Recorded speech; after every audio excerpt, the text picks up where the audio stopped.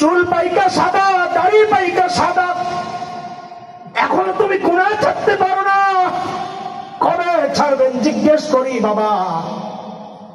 এই চুল দাড়ি পাকার মেসেজটা বুঝেন নেই বুঝি। আহারে আয়নায় যখন নিজের চেহারাটা দেখি, যখন দেখি চুল পাকা সাদা, দাড়ি পাকা সাদা, কলিজারা তখন একটা মোচড় দিয়া ওঠে, কারণ এটার অর্থ আমি বুঝি। আমার চুল দাড়ি পাকা, আল্লাহ আমাকে চূড়ান্ত সতর্ক করছেন। এর আগে বহুবার আমাকে সতর্ক করেছেন, আমি সোজা হই নাই। আমার সামনে আল্লাহ গাছের পাতা ছড়ায়া আমাকে সতর্ক করেছিলেন, হাসান জামিল, যেই জিনিস ধরে ওই জিনিস কিন্তু ঝরে, একদিন তুমিও ঝরে যাবে। আমি সোজা হই নাই।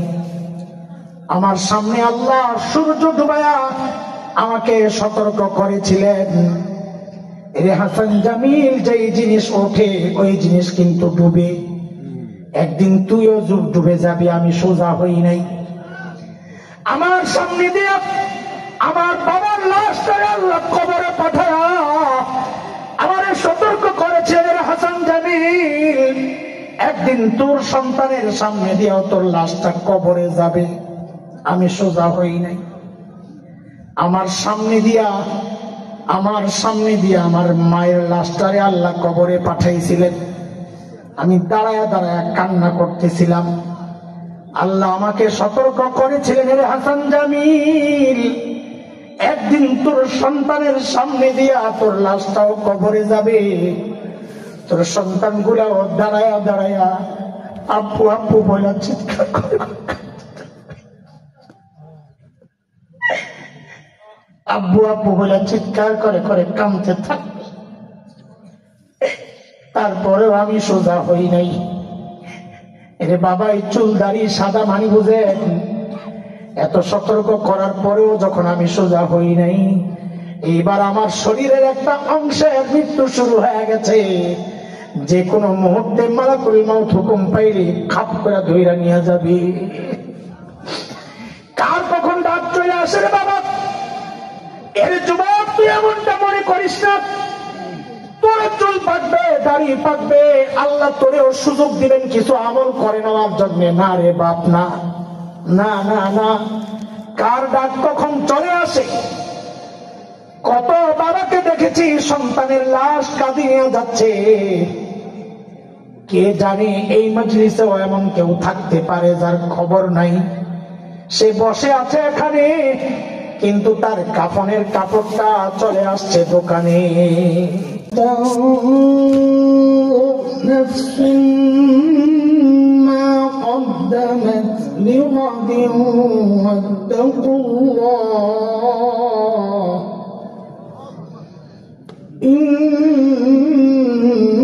ইন্নাল্লাহা খাবীরুম বিমা তা'মালুন। آمنت بالله صدق الله العلي العظيم। الله سبحانه وتعالى অশেষ মেহেরবানি, করুণা, দয়া, যে মহান মালিক লাখো কোটি মানুষ থেকে বাছাই করে দিনই এই মজলিসে আমাকে আপনাকে আসার বসার, কিছু কথা বলা ও শোনার তৌফিক দান করেছেন। সেজন্য মহান রবের শুকরিয়া আদায় করি, জবান খুলে প্রাণ খুলে কালিমাত শুকর উচ্চারণ করি, আলহামদুলিল্লাহ। দোস্ত, আখিরাতের চিন্তায় আমরা বসেছি, কথা ঠিক, কিন্তু আমাদের আখিরাতের চিন্তা, আখিরাতের প্রস্তুতি যেমন হওয়া দরকার ছিল, যেই কোয়ালিটির হওয়া দরকার ছিল, যেই পরিমাণ হওয়া দরকার ছিল, ঠিক তেমন হচ্ছে কিনা, না ঘাটতি আছে, ত্রুটি আছে, বিচ্যুতি আছে, কমতি আছে, বুঝবো কেমনি? সব ঠিকঠাক মতো চলছে না সমস্যা সহ চলছে, বুঝবো কেমনি? তো আল্লাহ সুবহানাহু ওয়া তাআলা আমাদের সামনে হযরতে সাহাবায়ে কেরাম রিদওয়ানুল্লাহি আলাইহিম আজমাইনকে নমুনা বানাইছেন, মডেল নমুনা। কিসের নমুনা? যে তুমি তোমার ঈমানকে সাহাবীদের ঈমানের সাথে মিলাইয়া দেখো, যদি মিলে তা বুঝতে হবে তোমার ঈমান ঠিক আছে, আর যদি না মিলে তো বুঝতে হবে ঈমানে ঘাটতি আছে, ঠিক করে না। কথা কার এটা? বলেন, একটু বলেন কার? আল্লাহ বলেন فَإِنْ آمَنُوا بِمِثْلِ مَا آمَنْتُمْ بِهِ فَقَدِ اهْتَدَوْا وَإِنْ تَوَلَّوْا فَإِنَّمَا هُمْ فِي شِقَاقٍ।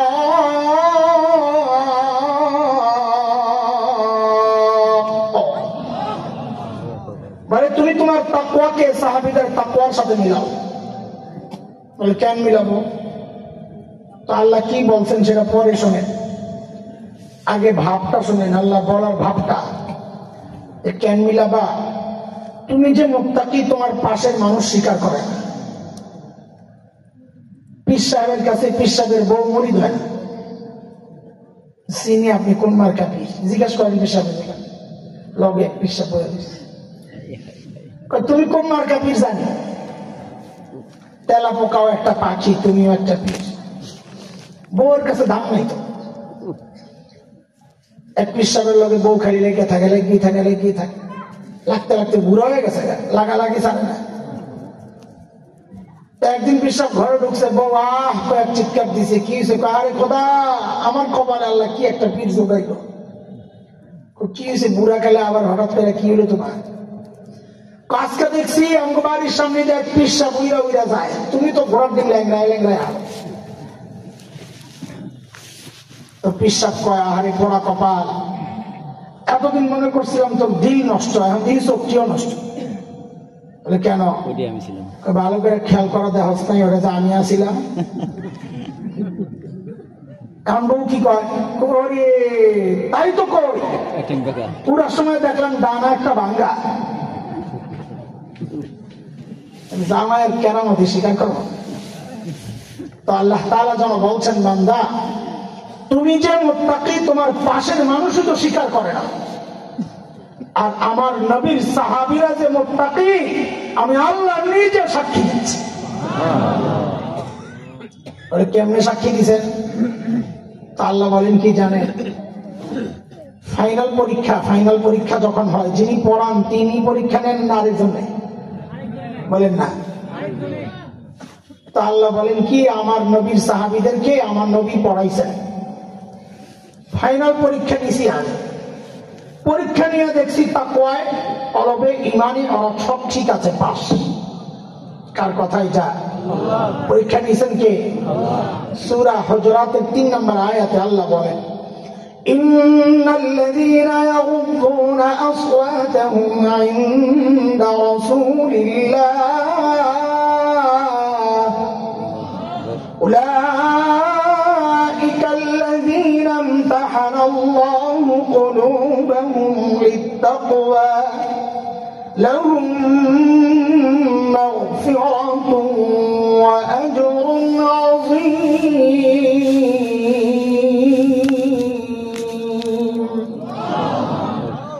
কাজে আমাদের আমলকে কাদের সাথে মিলাইতে হবে বলেন? তার সাহাবী। কাদের সাথে?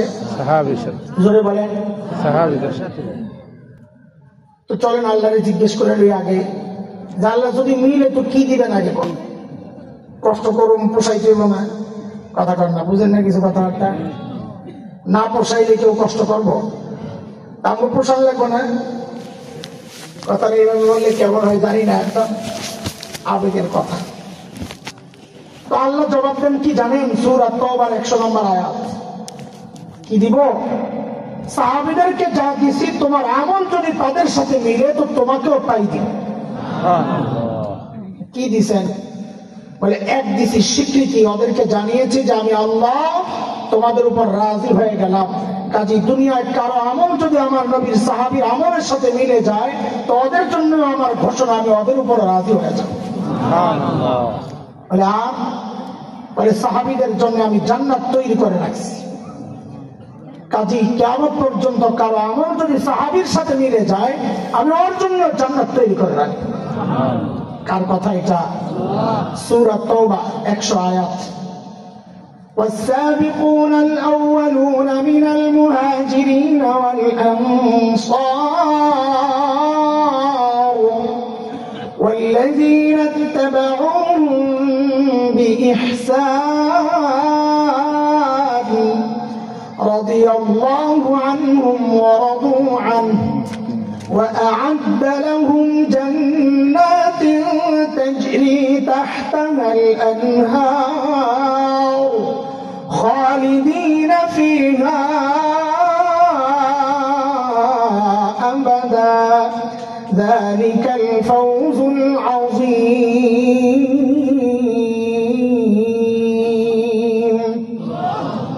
বলেন আমাদের আমল কাদের সাথে মিলাবো সাহাবীদের হ্যাঁ শুনেন সাহাবীদের সাথে আমাদের আমল হুবহু মিলবে না কেন মিলবে না বলে কেন মিলবে আমি আপনি সেজদা করি আমাদেরকে সেজদা শিখাইছেন আমাদের উস্তাদ আমাদের বাবা মা আমি আপনি সেজদা করি আমার ইমামকে দেখে দেখি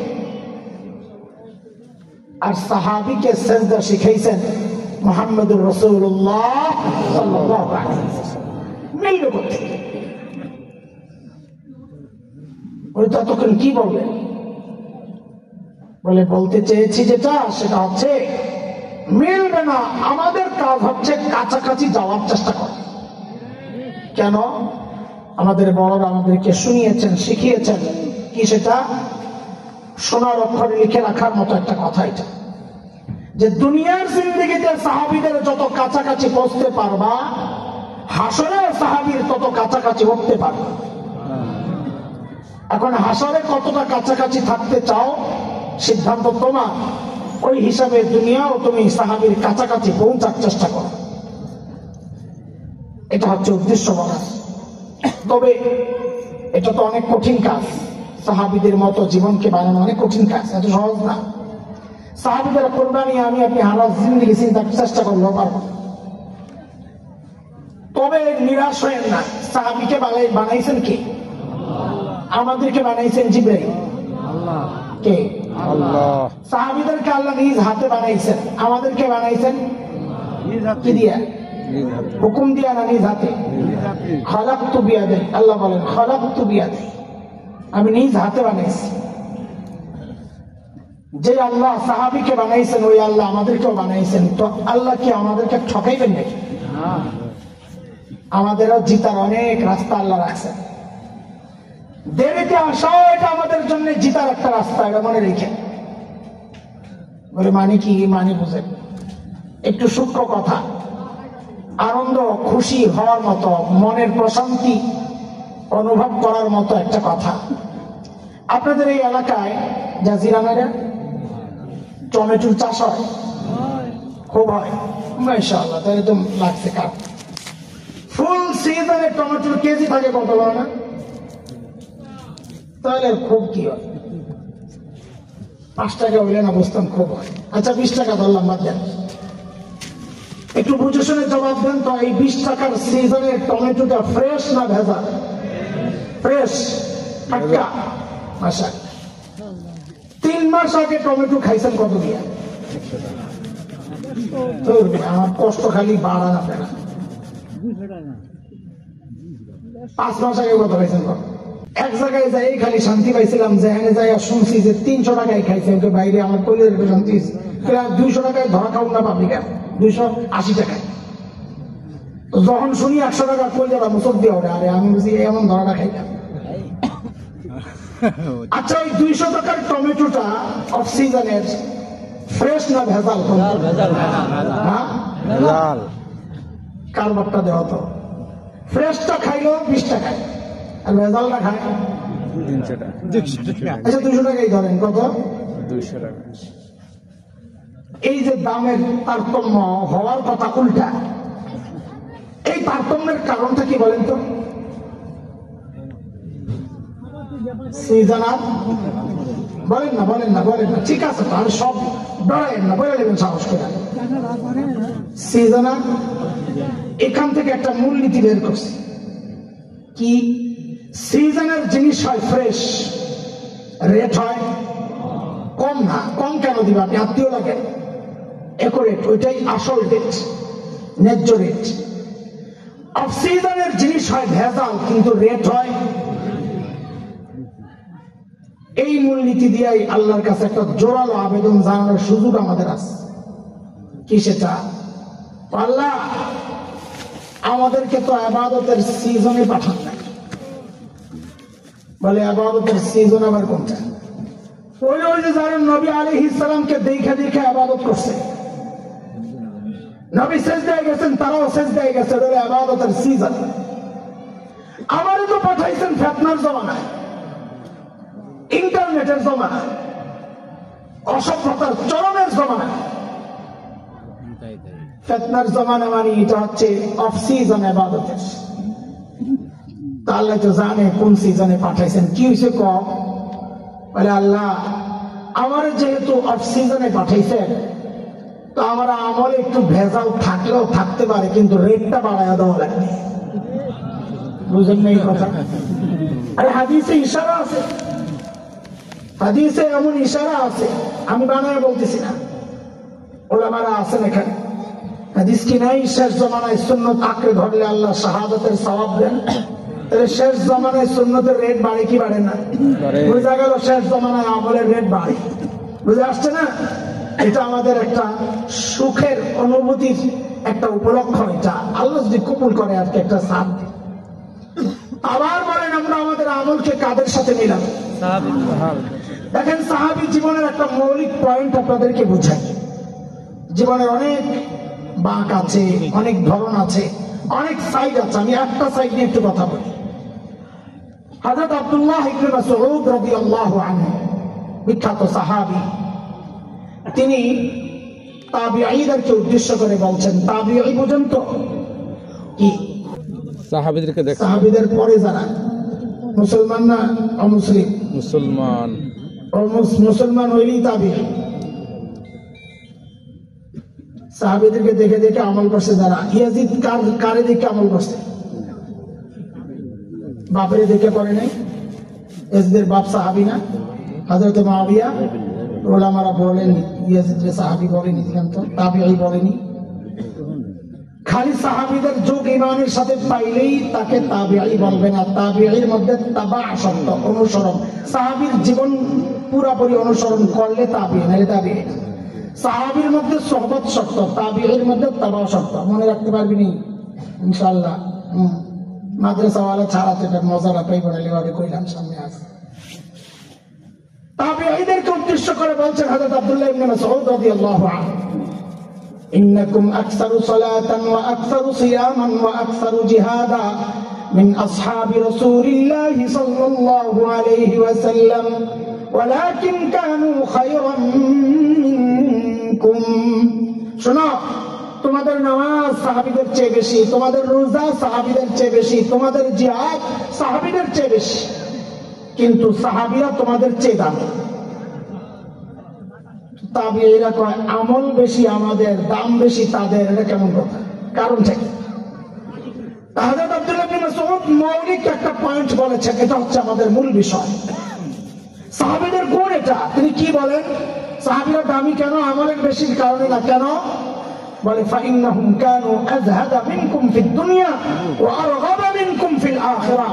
কারণ সাহাবীরা ছিল তোমাদের চেয়ে বেশি দুনিয়া বিমুখ এবং তোমাদের চেয়ে বেশি আখিরাত মুখ।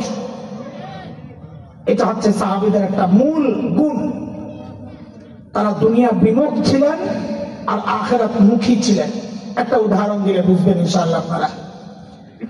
আল্লাহর নবীর এক সাহাবীর একটা ছোট্ট গল্প শোনাই, তাইলে বুঝবেন কতটা দুনিয়া বিমুখ ছিলেন আর কতটা আখিরাত মুখী ছিলেন।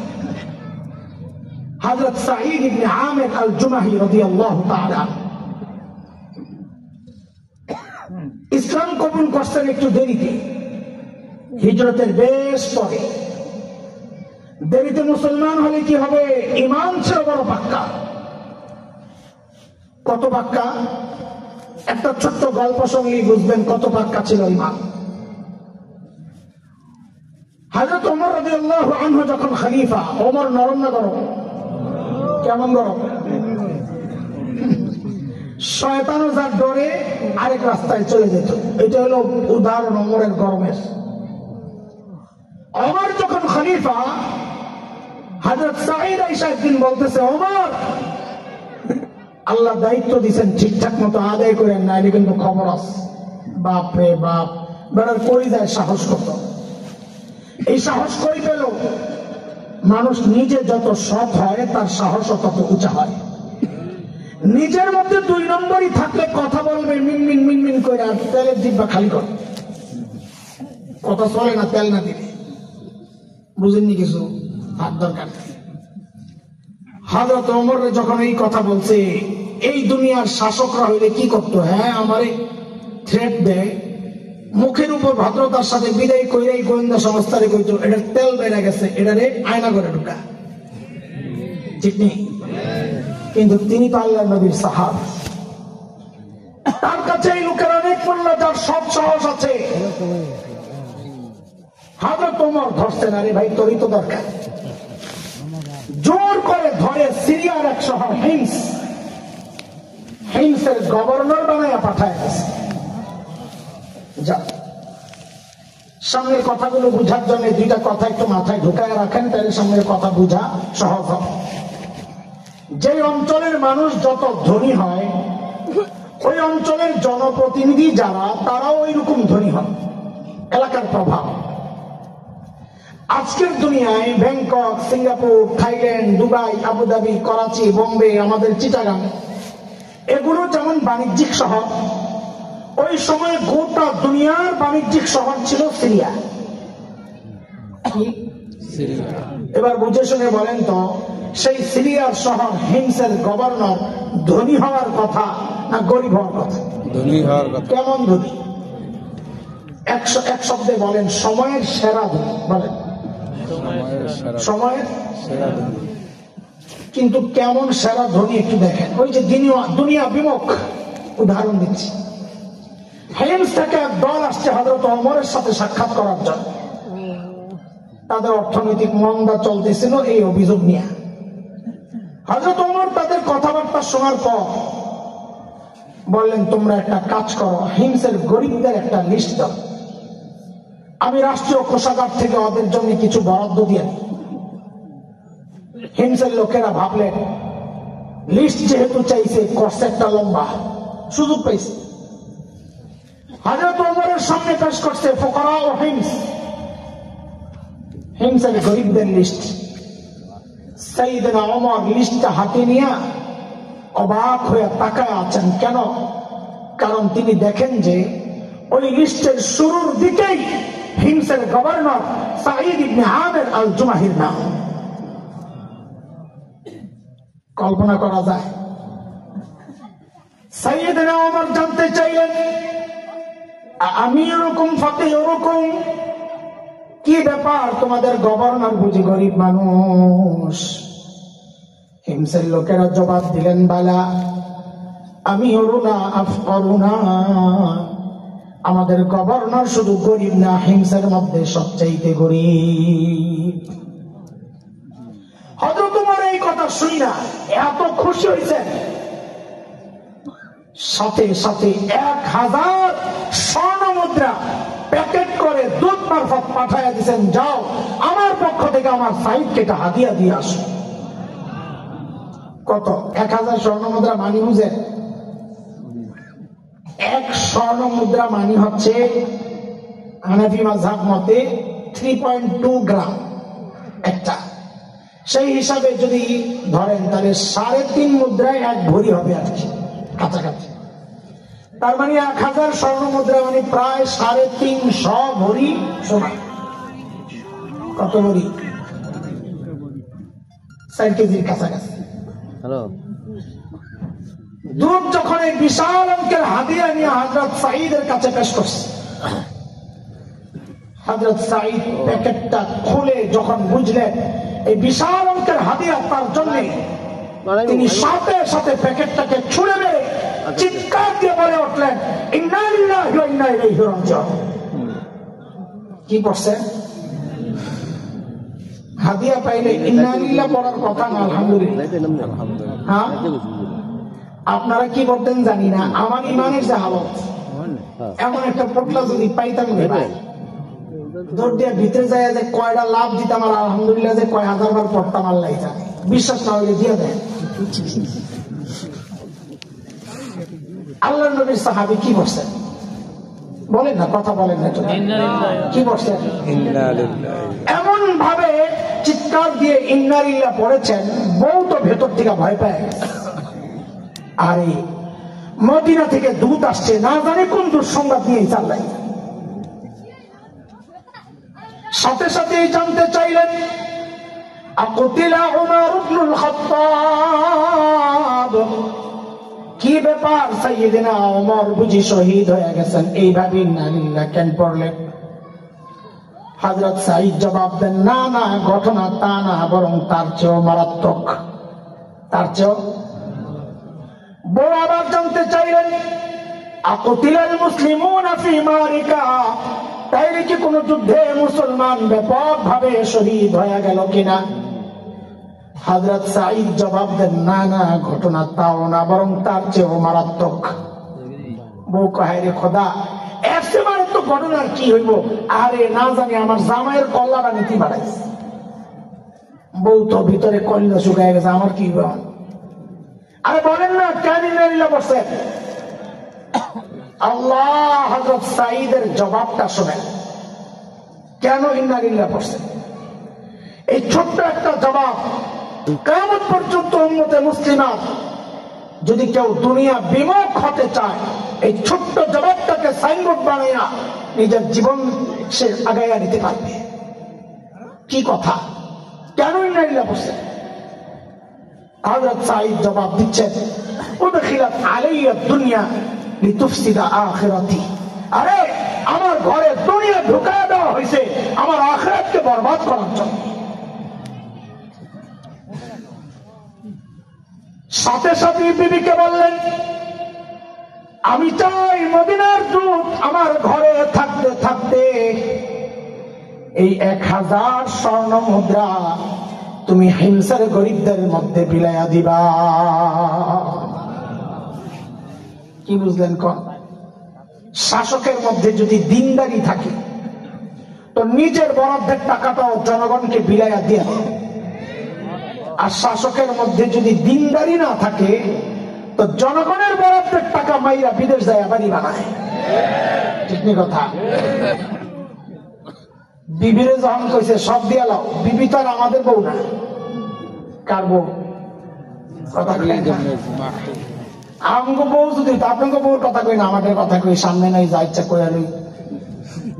আমার বউর যখন সব দিয়া লাও, একটা বেশকি যে মাল লইলাম, আমার সব দিয়া লাগবো, বুঝুন কি না? ঘরে কত কিছু লাগবো, বেশি পিড়াপিড়ি করলে বলতো 2 ভাগ করে, অর্ধেক আপনার অর্ধেক আমার। ঘরে কত কাম আছে, আমারটা থাক, আপনারটা দিয়ালাম, অনেক সওয়াব হবে। কিন্তু বউ তো হাসান জামিলের বউ না, বউ কার? কথা বলে না, কার? যার সাথে আল্লাহ যেমন মিলায়। আল খাবিসাতু লিল খাবিসিনা ওয়াল খাবিসুনা লিল খাবিসাত ওয়াত-তাইয়িবাতু লিত-তাইয়িবিনা ওয়াত-তাইয়িবুনা লিত-তাইয়িবাত উলাইকা মুবাররাউনা মিম্মা ইয়াকুলুন লাহুম মাগফিরাতুন ওয়া রিজকুন কারীম। এই পুরো আয়াতের তরজমা করলে বাড়িব জাসকার লগে জাসকা। ঠিক কি? জাসকার লগে বল, জাসকার লগে তুমি যেমন আল্লাহ বউ মিলাইবে এমন। তুমি 2 নম্বর হইলে আল্লাহ 2 নম্বরই দিব। পোলাবেন বিয়া করতে যায়, বউ পায় না, খালি হুজুরের কাছে তাবিজ হইলে গায়ে, হুজুর কেউ মনে আটকায় রাখছে কিছু দেয়। আমি কে আটকাইব? তুই নিজে 2 নম্বর আর বউ খোঁজস রাবেয়া বসিয়া, কেউ আটকান লাগে বেটা। আল্লাহ কি জালেম রে, নেককার মেয়েটারে তোরে দিয়া বেড়িরে ঠকাইব? তুই 2 নম্বর তালাশ কর, দেখবি বউর অভাব নাই। কথা ঠিক নেই? মুরব্বীরা কথা কর না। হযরত সাঈদ যখন বললেন সব দিয়ে দাও, বিবি আল্লাহ মিলাইছেন ওইরকম, সাথে সাথে নিয়ে সব দিয়ে দিস। দুধ এই কারবার দেখে হায় খোদা, কই আসলাম, এরা মানুষ না ফেরেশতা। দ্রুত ফেরত গেছেন মদিনায়। হযরত ওমরকে যা সব যখন সবিস্তারে শুনাইছেন, ওমর এমনি তো আগের থেকে সাঈদের উপর খুশি। এই ঘটনা শোনার পর এতটা খুশি হয়েছে, সাথে সাথে বললেন, এই কাফেলা রেডি কর, আমার সাঈদকে দেখতে যাবে। এটা এই জমানার কথা না, চাইলে প্লেন দিয়া চট করে যাওয়া যায়। হযরত ওমর রওনা দিয়েছেন। সাইয়েদনা ওমরের কাফেলা যখন হিমসে ঢুকে, গোটা হিমস যেন ভেঙে পড়ে, চারদিক থেকে হাজারো মানুষ ছুটে ছুটে আসছে। কারণ মদিনা থেকে আমাদের আমিরুল মুমিনিন আসতেছেন, আল্লাহর নবীর শ্রেষ্ঠ সাহাবী ওমর ইবনুল খাত্তাব আসতেছেন এক নজর দেখার জন্য। সাইয়েদনা ওমর বসা, সামনে হাজারো মানুষ, পাশে সাঈদ ইবনে আমের। হযরত ওমর চিন্তা করলেন, সাঈদকে আমি তো ভালো জানি, কিন্তু জনগণ কি বলে, এই সুযোগে একটু পরীক্ষা করে নেওয়া যাক। অনেক সময় দেখা যায় নেতার কাছে নেতা ভালো, কিন্তু জনগণ দেখতে পারে না। হয়নি? সাইয়েদনা ওমর ডাক দিয়ে জিজ্ঞেস করলেন, এই হিমসের মানুষ, তোমাদের গভর্নরের বিরুদ্ধে কারো কোনো অভিযোগ আছে নি? থাকলে দাঁড়াও। হযরত ওমর যখন বলেন দাঁড়াও, অভিযোগ থাকলে দাঁড়াও, একজন দাঁড়ায় গেছে, দেখা দেখি আরো তিনজন। ওমর কয়, কারবারটা দেখছো? কারে দেখতে আইলাম? এর বিরুদ্ধে দেখি অভিযোগের শেষ নাই। এই বলেন আপনার কি সমস্যা? এক নম্বরে ধরেন, খেয়াল করেন কি সমস্যা। প্রথম জন দাঁড়ায় বলে কি জানেন, আমিরুল মুমিনিন কারে বাড়াইছেন? এই বেড়ায় তো মাসে একদিন অফিসে আয় না। মাসে কয়দিন? একদিন। আমরা তো সপ্তাহে ছুটি কাটাই 2.5 দিন। আরো কত কিছু বন্ধ আছে, সুবহানাল্লাহ। আর ইসলামী শাসন ব্যবস্থায় গভর্নরের বিরুদ্ধে জনগণের অভিযোগ মাসে কয়দিন আসে না? একদিন। হযরত ওমর তো রাগ হয়ে গেছেন, সাঈদ জবাব দাও, কেন তুমি মাসে একদিন অফিসে আসো না? আসামির কাঠগড়ায় ধনী এলাকার গভর্নর, যার কি হওয়ার কথা ছিল, সময়ের সেরা ধনী হওয়ার কথা ছিল, মনে আছে কথা? ধনী হওয়ার কথা, সময়ের সেরা ধনী, মনে আছে তো? বলো কেন মাসে একদিন অফিসে আসো না? হযরত সাঈদ আসামির কাঠগড়ায় দাঁড়ায় বলছেন, আমিরুল মুমিনিন কেন মাসে একদিন আসি না? এই যে আমার গায়ে 2 টুকরা কাপড় দেখতেছেন না, একটা লুঙ্গির মতো করে পরা আর একটা চাদরের মতো করে জড়ানো, আমিরুল মুমিনিন আমার না এই 2 টুকরা কাপড় ছাড়া আর কোনো কাপড় নাই। বলে, আরে মাসে অফিসে একদিন কেন আসো না? বলে, পুরো মাস এই 2 টুকরা কাপড় পরতে পরতে পরতে পরতে দুর্গন্ধ হয়ে যায়, নিজেরও কষ্ট হয়, যারা আসে ওদেরও কষ্ট হয়, তাই মাসে একবার উপরেরটা ধুয়ে দেই, শুকায় গেলে নিচে পরি, নিচেরটা ধুয়ে দেই, শুকায় গেলে উপরে জড়াই। আমিরুল মুমিনিন এমন করতে করতে বেলা একটু উপরে উঠে যায়। আমি আসি না এই কথা ঠিক না আমিরুল মুমিনিন, আমি আসি একটু দেরি হয়। উনি হয়তো সকাল সকালে এসে আমাকে না পেয়ে ভেবেছেন আমি আসি না, আমি আসি। হযরত ওমর তো বুঝছেন অভিযোগের ধরন কি, তাও দাঁড়াইছে শোনা তো লাগে। বলে, 2 নম্বর জন বলেন আপনার কি সমস্যা? ও আল্লাহ, 2 নম্বর জনের অভিযোগ তো আরো মারাত্মক। কি বলে? আমিরুল মুমিনিন আমাদের গভর্নরের দিনে তো পাই, রাতে আর পাই। কি ডিউটি লইছে, রাতেও সময় দেওয়া লাগবে। দেখা হযরত ওমর তো রাগ হয়ে গেছেন, সাঈদ জবাব দাও, কেন তোমাকে রাতে পাওয়া যায় না? আসামির কাঠগড়া আল্লাহ নবীর সাহাবী, ওই যে বলেছি কতটা দুনিয়া বিমুখ, কতটা আখিরাত মুখী, এই আখিরাত মুখী দেখাইতেছে, কেন তোমাকে রাতে পাওয়া যায় না? হযরত সাঈদ দাঁড়ায় বলছেন, আমিরুল মুমিনিন বিষয়টা একান্ত আমার প্রকাশ করার ব্যাপার ছিল না, প্রকাশ করতে চাই নাই, কিন্তু এখন প্রশ্নের মুখে পড়েছি যেহেতু প্রকাশ না করেও তো পারতেছি না। কেন আমাকে দিনে পাওয়া যায় না? আমিরুল মুমিনিন কসমতু হায়াতি বাইনা রাব্বি ওয়া বাইনা ইবাদি, আমিরুল মুমিনিন জীবনটারে 2টা ভাগ করছি, আর রাতটা আমি আমার মালিককে সময় দেই, দিনটা মালিকের বান্দাদেরকে সময় দেই। আহারে কি জীবন কাটায় গেছেন তারা। মালিকের জন্য আলাদা টাইম বরাদ্দ থাকতে, আমার মালিকের। আমরা তো ব্যস্ত মানুষ, কত কাজ আমাদের, মালিককে টাইম দেওয়ার সময় কোথায়, তাই না? অথচ হায়াতের একটা ভাগ ফেসবুক কিন্তু ঠিকই পায়, এই হায়াতের একটা ভাগ ইউটিউব কিন্তু ঠিকই পায়, এই হায়াতের একটা ভাগ খেলোয়াড়, গায়ক গায়িকা, নায়ক নায়িকা ঠিকই পায়। পায় না কেবল আমার মালিক, মালিককে টাইম দেওয়ার সময় আমার হাতে নাই। আমি আর তুমি ছাড়া দুনিয়ার সব মালিককে টাইম দেয়। ওই একটা গাছের দিকে তাকায়া দেখো না, কি মনে হয় গাছটা বুঝি এমনি দাঁড়ায় আছে? না না না না, ওই গাছটাও দাঁড়ায়া দাঁড়ায়া মালিকের তাসবিহ পড়ে। যে কুকুরটাকে নিকৃষ্ট প্রাণী মনে করে তাড়ায়া দেয়, ওই কুকুরটাও রুকুর হালতে মালিকের তাসবিহ পড়ে। যে পোকামাকড় গুলোরে পায়ে দলে মেরে ফেলি, ওই পোকামাকড় গুলো সেজদার হালতে মালিকের তাসবিহ পড়ি। একেবারে আমি আর তুমি, আমাদের হাতে সময় নাই। সময় বন্ধু একদিন আসবে, কসম আল্লাহর, সেদিন করার থাকবে না কিচ্ছু। শুধু চিৎকার করে করে কাঁদবো আর বলবো, ইয়া লাইতানি কদ্দামতু লিহায়াতি। আরে সময় মতো যদি একটু পুঁজি বানায় আসতাম, তাইলে আজকে আর এই বাম হাতে আমল নামাটা লওয়া লাগে না। আল্লাহ না করুন নেকের পাল্লা যদি হালকা হয়ে যায়, তাইলে কিন্তু আল্লাহ বলবেন বাম হাতটা দিয়া তোর আমল নামাটা গাও। বাম হাতে নিতে চাইবে, আল্লাহ বলবেন ওইভাবে না তো। বলে কিভাবে? বলে কলিজা ছিদ্র করে হাতটা পেছনের দিকে নিয়ে যা। যেই না হাত পেছনের দিকে আল্লাহ যখন আমল নামা দিবেন, তখন তো আর দেখা যায় না মুক্ত সামনে। ফেরেশতাদেরকে আল্লাহ হুকুম করবেন ওর মুখটারেও মটকায়া ঘুরাইয়া দিয়ে পেছনের দিকে।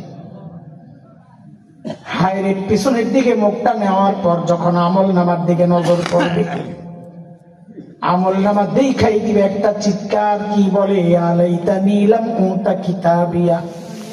আহারে, এই আমল নামা যদি আমারে না দেওয়া হইত, ওয়ালাম আদরি মা হিসাবিয়া, আমার হিসাব কি হবে আমি জানি না। ইয়া লাইতাহা কানাতিল কাদিয়া, মৃত্যু পর্যন্তই যদি সব শেষ হয়ে যেত। ও দুনিয়ার টাকাওয়ালা, আজকে টাকা দিয়া বিচার পাল্টান, তাই না? সেদিন চিৎকার করে করে কাঁদতে হবে আর বলতে হবে, মা আগনা আন্নি মালিয়া, আমার মাল তো আমারে বাঁচাইতে পারলো না। ও ক্ষমতার দাপট যারা দেখাও, আজকে ক্ষমতার দাপটে বিচার পাল্টাও। সেদিন চিৎকার করে করে কাঁদতে হবে আর বলতে হবে, হালাকান্নি সুলতানিয়া, আমার ক্ষমতাও তো শেষ, আমার এখন কে বাঁচাবে? আওয়াজ আসবে, আওয়াজ। আযাবের ফেরেশতাদেরকে আল্লাহ হুকুম করে বলবেন, ওর চিৎকার থামা। যখন চিৎকার করার কথা ছিল তখন চিৎকার করে নাই, এখন চিৎকার করে তো কোনো লাভ নাই। খুযুহু ফাগুল্লুহু সুম্মাল জাহিমা সাল্লুহু, এখানে ধর, বেরিয়ে পড়া, তাই হোসেন জাহান্নামে ফেলায় দে। সুম্মা ফি সিলসিলাতিন যারউহা 70 যিরাআন ফাসলুকুহু, 70 গজ লম্বা শেকল দিয়ে পেঁচায়া টানবে। হযরত ইবনে আব্বাস রাদিয়াল্লাহু তাআলা আনহুমা বলেন, ওই শেকল দিয়া কেমনে পেঁচাবে জানোনি? আরে, ইবনে আব্বাস বলেন, শেকলের মাথাটা নাকের ছিদ্র দিয়া ঢুকাইয়া পায়খানার রাস্তা দিয়ে, নাকের ছিদ্র দিয়া ঢুকাইয়া পায়খানার রাস্তা দিয়ে বের করে একটাই না স্টাইরিয়া ফালাইয়া দেওয়া হবে। এরে বাবা, এরে মা, এরে যুবক, ওই ভয়ঙ্কর পরিবেশ পরিস্থিতির মুখোমুখি দাঁড়াতে না চাইলে গুনাহ ছাড়তে হবে। গুনাহ, এরে বাবা, চুল পাইকা সাদা, দাড়ি পাইকা সাদা, এখনো তুমি গুনাহ ছাড়তে পারো না, কবে ছাড়বেন জিজ্ঞেস করি বাবা। এই চুল দাড়ি পাকার মেসেজটা বুঝেন নেই বুঝি? আহারে, আয়নায় যখন নিজের চেহারাটা দেখি, যখন দেখি চুল পাকা সাদা, দাড়ি পাকা সাদা, কলিজাটা তখন একটা মোচড় দিয়া ওঠে। কারণ এটার অর্থ আমি বুঝি, আমার চুল দাড়ি পাকায় আল্লাহ আমাকে চূড়ান্ত সতর্ক করছেন। এর আগে বহুবার আমাকে সতর্ক করেছেন, আমি সোজা হই নাই। আমার সামনে আল্লাহ গাছের পাতা ঝরায়া আমাকে সতর্ক করেছিলেন, হাসান জামিল, যেই জিনিস ধরে ওই জিনিস কিন্তু ঝরে, একদিন তুমিও ঝরে যাবে। আমি সোজা হই নাই। আমার সামনে আল্লাহ সূর্য ডুবায়া আমাকে সতর্ক করেছিলেন, রে হাসান জামিল, যেই জিনিস ওঠে ওই জিনিস কিন্তু ডুবে, একদিন তুইও ডুবে যাবি। আমি সোজা হই নাই।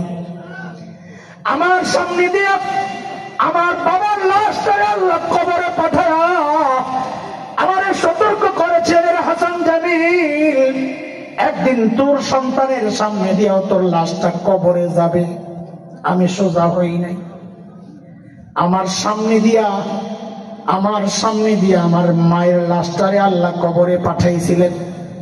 আমি দাঁড়ায়া দাঁড়ায়া কান্না করতেছিলাম। আল্লাহ আমাকে সতর্ক করেছিলেন, রে হাসান জামিল, একদিন তোর সন্তানের সামনে দিয়া তোর লাশটাও কবরে যাবে। তোর সন্তান গুলাও দাঁড়ায়া দাঁড়ায়া আব্বু আব্বু বলে চিৎকার করে, আব্বু আব্বু বলে চিৎকার করে করে কাঁদতে থাকবে। তারপরেও আমি সোজা হই নাই। এরে বাবা, এই চুল দাড়ি সাদা মানি বুঝেন? এত সতর্ক করার পরেও যখন আমি সোজা হই নাই, এইবার আমার শরীরের একটা অংশের মৃত্যু শুরু হয়ে গেছে। যে কোনো মুহূর্তে মালাকুল মাউত হুকুম পাইলে খাপ করে ধইরা নিয়ে যাবে। কার কখন ডাক চলে আসে রে বাবা? এর যুবক, তুই এমনটা মনে করিস না। তোর চুল পাকবে, দাড়ি পাকবে, আল্লাহ তোরেও সুযোগ দিবেন কিছু আমল করে নেওয়ার জন্য। না রে বাপ, না না না না। কার ডাক কখন চলে আসে? কত বাবাকে দেখেছি সন্তানের লাশ কাঁদিয়ে নিয়ে যাচ্ছে।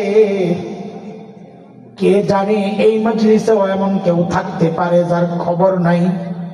সে বসে আছে এখানে, কিন্তু তার কাফনের কাপড়টা চলে আসছে দোকানে, খবর নাই, বসে দিছে।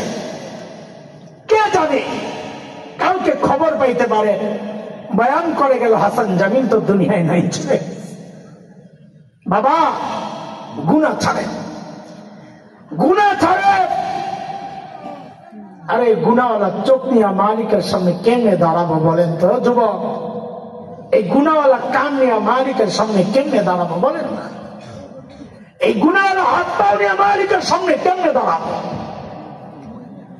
যখন আমার চোখ, আমার কান, আমার হাত পা আমার বিরুদ্ধে আমার মালিকের আদালতে সাক্ষী দিবে, বাঁচার উপায় কি?